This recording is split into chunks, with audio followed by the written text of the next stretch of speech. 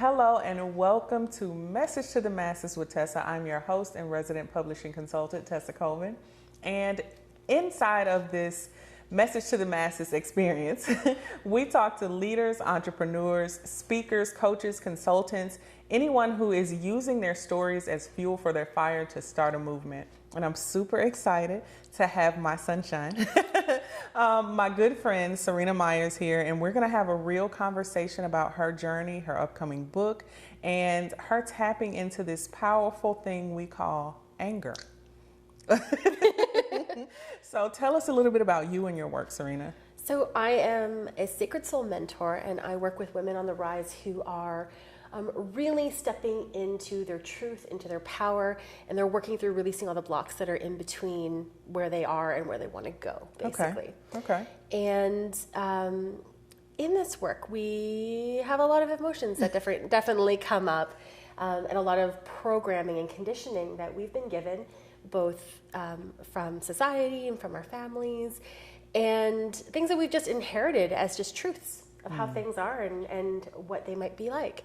So anger is definitely one of them. It's been a big part of my own journey, and it's something that, particularly as women, we are told is not a nice feeling to have. No, nice girls don't get angry. Right. And I started to really dig into it as an emotion and say, okay, is it actually bad? What is there in this? Because it keeps happening, Right. no matter how much you try to deny it. Right. And so I started to really investigate anger, and I recognized that it's actually a sacred tool. Okay. Sacred tool. I like that.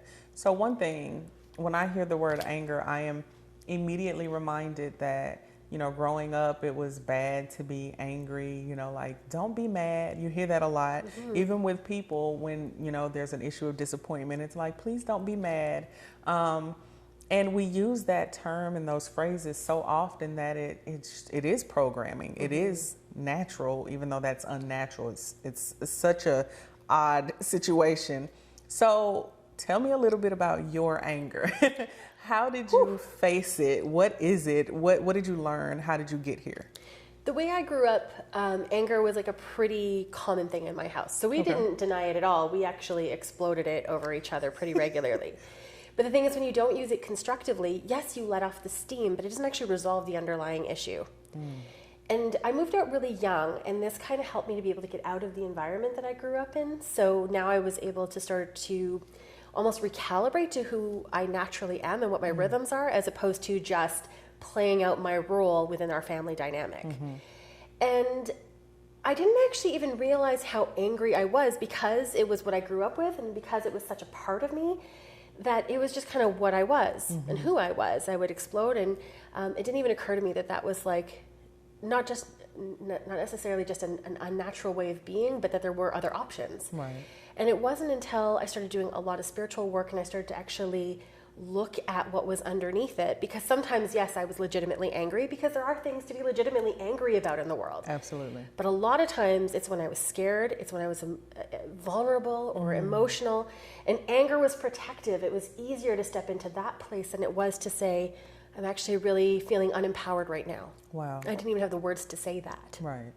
And so when you say that, what I think about is those other emotions, they are more submissive than anger.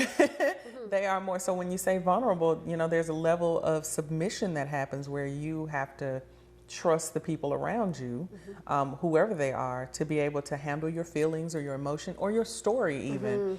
And it does feel easier. It's not necessarily the truth, but it does feel easier to say, I'm just angry at you, or I'm angry about the situation, when you feel vulnerable or you feel exposed is another really good one. You feel exposed. Or shameful.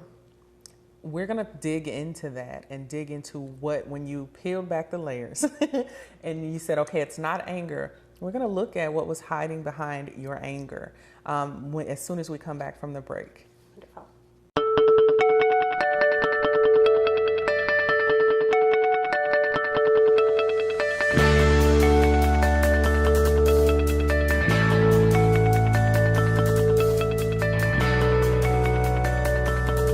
Welcome back to Message to the Masses with Tessa.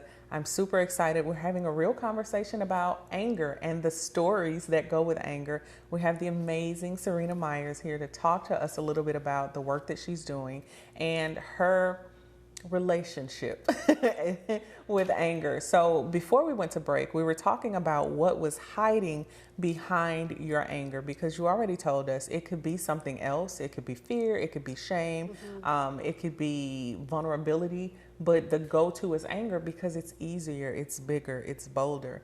When you started doing this work, what was hiding behind your anger?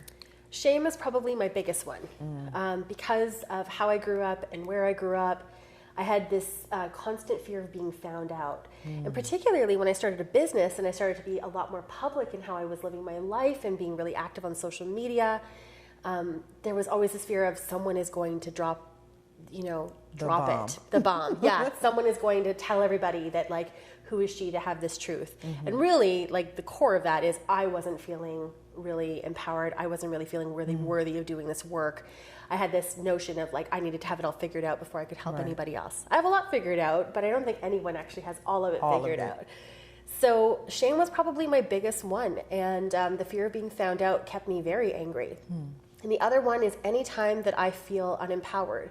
And I think, like, if you were to take a psychological look at it, that's inner child stuff. That is so deeply tied to my childhood and feeling really unsafe and unstable and out of control about the things that are happening in my life.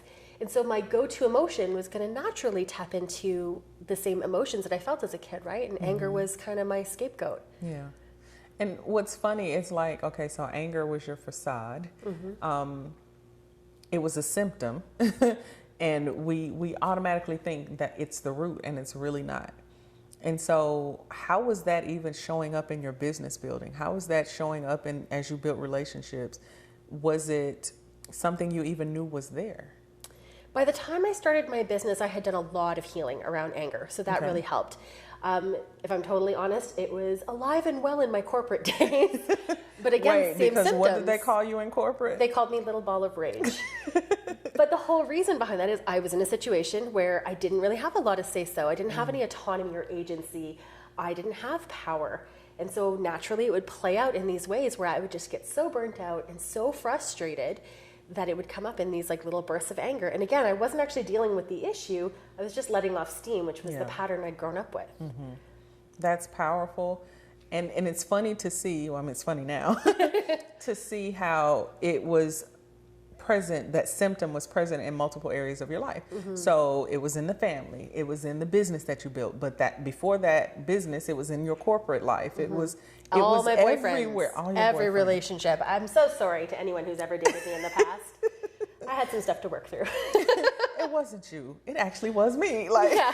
Well, sometimes it was him too, but way to own it. Yeah. But we're all like that. And in every area of our lives, we treat the symptom as opposed to the true root, because it's like, that's the easy thing. So when you're dealing with clients or when you just encounter people, like, I know you have a son, and when you deal with that anger, it's like, okay, being able to take that step back, that's powerful. But do you always do it? I almost swing the pendulum too far in the other direction, because I'm so worried about what my words are capable of, because I've been on the other side of that. Sometimes I actually bite my tongue and silence myself too much. Oh, okay. And then I have to reclaim that a little bit. So, we need to not live in these extremes of blowing people up or shutting yourself down. It's really being able to find that kind of equilibrium in the middle. And even if it means that sometimes you quiet yourself and then you calm down enough where you can express things clearly, or you blow up because you're human and things happen, and then you calm back down and you claim that and you say, like, hey, I really screwed up there, I'm sorry. Right. But, like, the extremes will happen, but ideally we're living in that middle ground. And so not only are you using this, in your family and with yourself and with your personal relationships, you're using this in your business, and you've been pulled, called, purposed to write a book about it. That's a big journey. That's a big journey. And we're going to dig into the details of that angry book, is what we're calling it right now. The angry book. We're going to dig into the details of that as soon as we come back from the break.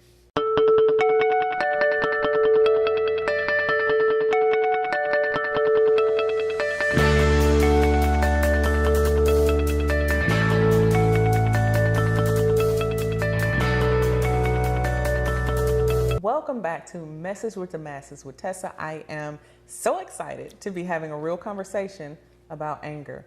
And I have to pause there because people are like, anger, but we have the amazing Seryna Myers here giving us a real authentic conversation about anger. And so before we left, we talked about, the pendulum, either you're super angry and you don't address it, or you're kind of passive, super passive, and there's never really that equalization of it. And so I know from what you've told us that this was present in your personal life, your business, your corporate life, and then in your business. I know that you help people, and this is a resource, a tool now that you are familiar with and tap into. Tell me more about how you're exploring this symptom that we all have and don't address properly. I have a very wonderful gift of being highly intuitive and highly sensitive. So when someone presents themselves in a way of things that they're angry with or frustrated, I tend to be able to see or feel what's actually underneath it even before they can, because oftentimes when we use anger as a mask, it is protective. So we're not comfortable looking at those layers. And because I come at it with like zero judgment, and it's really just like a love and appreciation for who people are and where they are, it becomes this really safe conversation, and I'm able to share the insights that I'm getting, and then we can start to peel back those layers. So it isn't an intimidating thing. Every time we've been having the lead into the next segment, I go, ee, because we're talking about anger, but when you do it in a way with ultimate compassion and so much love, you start to be able to be a bit more objective and say, okay, what is this trying to show me? What is this teaching me? Am I actually angry, or am I feeling something else? I love that. So you have a couple of things in the works, and one is the angry book. The angry book, yes. No, the book isn't angry, but it's about anger and that symptom that we've been talking about. Tell us a little bit about what you want readers to walk away. We don't want them to walk away angry and not know why, at least. But what is it that you want them to walk away with this book? I think the core element is being able to have that honest conversation with yourself, particularly when things aren't working. So it's not what we're taught to do. We're taught to just play nice and blend in and do what everyone else is doing. It takes a lot of courage to look at your stuff and be like, ooh, okay, we got some work to do here. Yeah, that was rough. It's not easy stuff, but it's very possible with the right supports, the right tools. So in it, I share transparently about my own journey and the stuff that I've gotten right and the stuff I've gotten wrong. I share about things that I've witnessed in terms of dynamics that play out with people, and people can recognize themselves in that. But it was really important that I took the approach of, hey, this is anger, this is what it looks like, this is how we can use it as a sacred tool, and also here are some things that you can do with it, so you're not just like, great, now I understand about anger, but now what? Now what? So people had just ways of being able to look at it within themselves and understand themselves and what they're feeling a lot better and a lot more honestly, and then some strategies so that they could transform their anger when they're in that place. I love that, always going back to the tools, not just saying, hey, you have an issue here, but actually giving people the tools to not let it be an issue, but to understand when it's a symptom and you need to do self-care, or you need to address some insecurities, or whatever the thing is. It's a tool to let you know that something is missing in how you are treating yourself or how others are treating you. And sometimes the tool is honestly getting help. Like sometimes you just need somebody from the outside. Period. Yeah, it's it's not therapy in a book, but it's it's one person's perspective. And it's not just a book, right? You have a podcast, right? I do, and I actually did an episode entirely dedicated to anger as a sacred tool.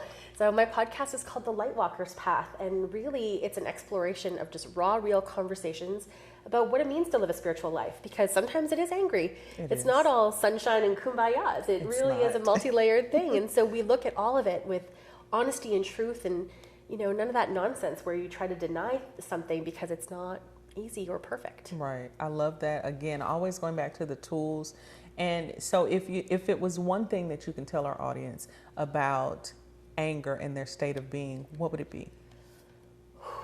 That it is entirely natural, but that you don't have to live there. It doesn't have to be your truth, your 100% all the time. It doesn't have to be your constant. It's like feel it and then pick up and move on. You don't have to set up camp and live there. I love that.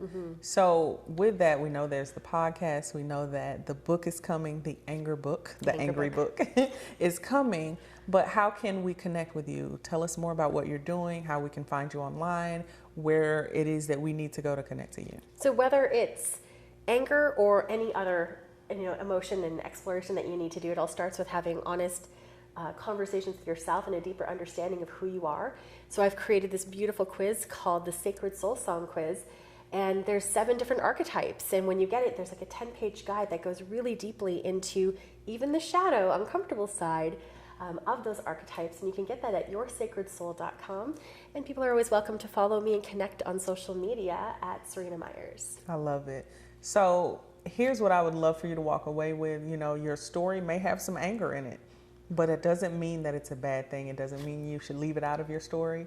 It is still fuel for the fire. It's an amazing tool, as you've already laid out for us, and it's a great way for you to shine the light on an area that you didn't know was even hurting or a trigger for you. So thank you so much for joining us today. And as always, just helping us to see things a little different, helping us to see the tools that are readily available for us. And I can't thank you enough for coming. It's my pleasure. So for our audience, thank you as always for joining us. We ask that you would come back and check us out. Message to the Masses with Tesa.